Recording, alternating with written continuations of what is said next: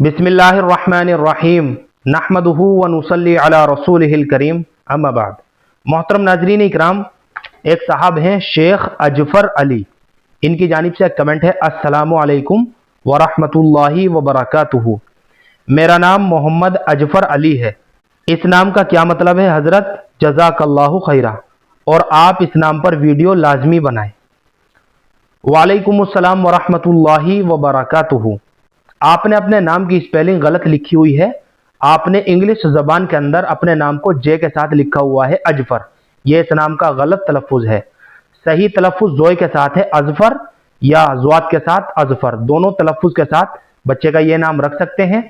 और इंग्लिश में जो है जेड के साथ लिखेंगे इसको अजफर, और उर्दू और अरबी में जोय के साथ और ज़्वाद के साथ दोनों तरीके से बच्चे का नाम रखा जा सकता है।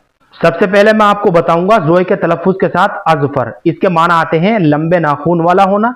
इसी तरीके से इसका एक माना और है बहुत ज्यादा कामयाब होना।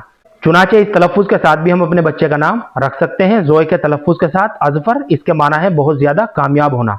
इसी तरह से इसका एक तलफ़ुज़ ज़्वाद के साथ है अजफर, इसके माना है बहुत ज्यादा कूदने वाला, और एक माना है सबसे ज्यादा तेज दौड़ने वाला।